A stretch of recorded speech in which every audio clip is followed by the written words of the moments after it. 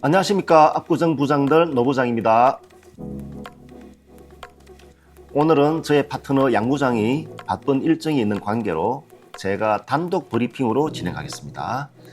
지난 6.3 지방선거에서 오세훈 서울시장이 재당선에 성공했습니다. 이에 따라 향후 서울시 정비사업 기조에 가해질 불확실성이 해소되면서 당초 기대했던 정비사업 활성화 대책들이 한층 탄력을 받을 것으로 전망됩니다. 오세훈 시장이 그동안 공약해온 신속통합기획과 모아타운 같은 핵심 재개발 사업이 변함없이 추진될 것으로 보입니다. 특히 선거 직전 압구정 재건축 현장을 방문하여 강력한 추진 의지를 피력했던 만큼 서울 주요 재건축 단지의 시계도 더욱 빨라질 것으로 기대됩니다. 물론 변수도 있습니다. 이번 서울시 의회 선거 결과 더불어민주당이 3분의 2 이상의 의석을 확보하면서 향후 서울시 조례 개정이나 예산 편성 과정에서 일정 부분 진통이 예상되기도 합니다. 정비사업 인허가권자인 오 시장의 동력이 다소 제약을 받지 않겠느냐는 우려가 나오는 이유입니다. 하지만 오 시장의 향후 정치적 입지를 고려할 때 이번 임기 내에 가시적인 부동산 성과를 내야 하는 상황이기 때문에 시의회와의 협치를 모색하며 재개발, 재건축 사업을 적극적으로 견인할 가능성이 크다고 하겠습니다. 결과적으로 서울시 정비사업 전반에는 긍정적인 신호로 작용할 것으로 보입니다. 모처럼 정비사업 현장의 조합원과 토지 등 소유자 여러분께 밝은 소식을 전하면서 오늘 저희 압구정 부장들도 한결 가벼운 마음으로 좋은 기분으로 시작하겠습니다. 오늘은 오세훈 시정 2기 출범과 맞물려 최근 수개월간 잇따라 나온 재건축, 재개발과 관련된 핵심 판례 3가지를 간략하게 요약하여 소개해 드리겠습니다.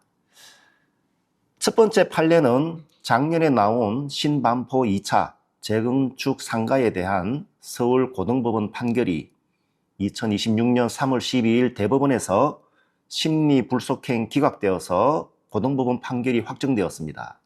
재건축 상가로 아파트 입주권을 받으려는 사람들이 가장 걱정하였던 산정 비율을 1 미만으로 적용 시 조합원 전원 동의가 필요한가라는 논점에서 전원 동의가 필요하지 않다라는 결론이 났습니다. 만약 전원 동의가 필요하다고 결론 났다면 서울 시내 거의 모든 재건축 사업이 원천적으로 마비될 뻔한 아찔한 상황이었는데요. 다행히 대법원이 전원 동의까지는 필요 없다고 못을 박으며 업계의 거대한 내관이 해소되었습니다. 법원의 판단 근거를 1심과 2심으로 나누어 간략히 짚어보겠습니다. 2024년 12월 19일 서울중앙지법 1심에서는 원고인 일부 아파트 조합원의 손을 들어주었습니다. 상가조합원의 아파트 분양 기준은 조합원 전체의 재산권과 권리에 중대한 영향을 미치는 만큼 법령상 기준을 완화하려면 전원 동의가 필요하다고 보아 정관 변경 결의를 무효로 판단했습니다. 하지만 2025년 10월 31일 서울고등법원 2심에서는 이를 뒤집어서 피고인 조합의 승소 판결을 내렸습니다. 항소심 재판부는 아파트 분양 산정 비율을 총회에서 정하도록 위임한 것이 법적으로 문제가 없으며 산정 비율을 0.1로 대폭 낮추는 것 역시 조합원 전원 동의 사항이 아니라고 보았습니다. 특히 이 사건 조합은 이미 2020년 창립 총회에서 조합원 71.5%라는 즉 특별 결의 의결 정족수 3분의 2 이상의 높은 동의로 상가 합의서에 동의가 있었고 22년 정관 개정으로 이를 그대로 반영한 것이므로 절차적 정당성도 완벽하다고 판시했습니다. 다만 대법원이 동의율에 대한 명확하고 일반적인 기준선을 제시하지 않은 채 판결을 확정지었다는 점에서 다소 아쉬움이 남습니다. 즉 신반포 2차는 창립 총회 당시 3분의 2 이상의 특별 다수 결의가 이미 있었다는 특수성을 인정받아 승소할 수 있었는데, 만약 초기에 특별다수 결의 없이 단순 과반수 동의만으로 산정 비율을 낮추는 정관 변경을 추진했더라도 그 유효성을 인정받을 수 있었을지 의문이 듭니다. 따라서 다른 재건축 현장에서는 이 판례를 적용할 때 매우 보수적이고 신중하게 접근해야 할 것 같습니다. 그렇다면 우리 압구정 재건축 현장은 현재 어떤 상황일까요? 상가 소유자가 원할 때 아파트를 공급받을 수 있도록 하는 산정 비율과 정관 변경 의결 정족수 규정이 구역별로 어떻게 정해져 있는지 이미 시공사 선정을 마무리한 압구정 2, 3, 4, 5구역을 중심으로 살펴보겠습니다. 먼저 압구정 2구역의 경우 새로운 상가를 공급받지 않는 경우 상가 조합원에게 아파트를 공급할 수 있고, 산정 비율은 0.1에서 0.5까지로 유연하게 이미 정관이 반영되어 있어서 추가적인 정관 변경 없이 상가 조합원에게 아파트 분양권을 부여할 수 있는 길이 원활하게 열려 있습니다. 가장 리스크가 적은 모범적인 상태라고 하겠습니다. 압구정 3구역과 4구역의 경우는 새로운 상가를 건설하지 않는 경우 상가 조합원에게 아파트를 공급할 수 있다고 되어 있긴 합니다만, 현재 산정 비율이 1.0으로 되어 있습니다. 상가 가치가 매우 높게 평가되고 있음에도 불구하고 정관상 산정 비율이 1.0으로 불충분하게 반영되어 있습니다. 향후 상가조합원에게 아파트 입주권을 제공하기 위해 산정 비율을 정관에 반영할 때 필요한 의결 정족수를 보면 3구역은 전원 동의, 4구역은 3분의 2 이상의 동의가 필요합니다. 이 허들을 통과하기 위해 상당한 내부 갈등과 어려움이 예상되는데요. 3구역과 4구역은 조합과 시공사가 지금부터 머리를 맞대고 원팀이 되어서 아파트 조합원과 상가 조합원 모두가 상생할 수 있는 합리적인 안을 도출하는 데 힘을 모아야겠습니다. 5구역은 상가가 없어서 이 문제에서 논외가 됩니다. 자, 다음에 살펴볼 판례는 지난 25년 8월 14일 선고된 대법원 판결인데요. 투기과열지분의 공유지분 부동산의 조합원 지위승계 조건이 완전히 뒤바뀌게 되는 판결입니다. 예전에는 공유지분 조합원의 부동산을 매수하는 경우 공유자가 여러 명이라도 대표 조합원 1인의 예외 요건 충족 여부만 확인하면 지위승계가 가능하였었는데, 이번 판결을 통해 법원은 공유자 각각의 요건을 개별적으로 모두 판단해야 한다고 명시하였습니다. 이에 따라 국토교통부는 2025년 11월 4일 전국 지자체에 공식 공문을 하달했습니다.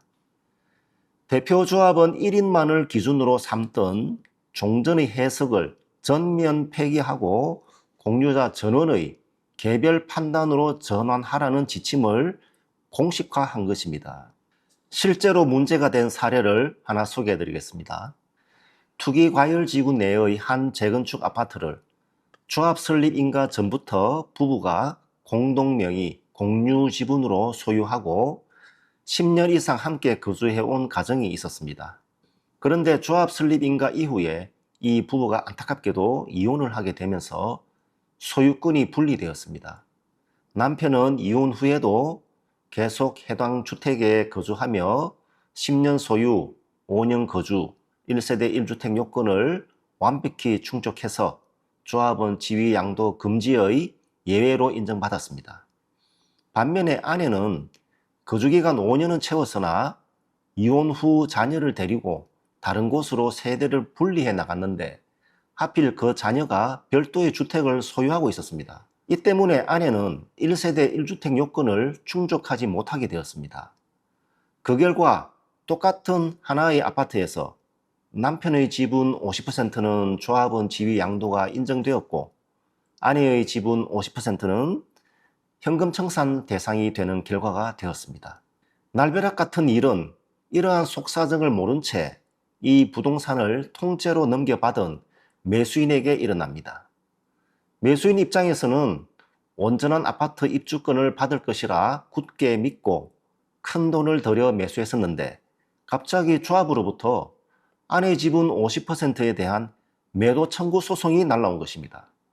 결국 매수인은 절반의 지분만 조합원으로 인정받고 나머지 절반은 현금 청산이 되어 권리가액이 반토막이 나는 피해를 입게 되었습니다.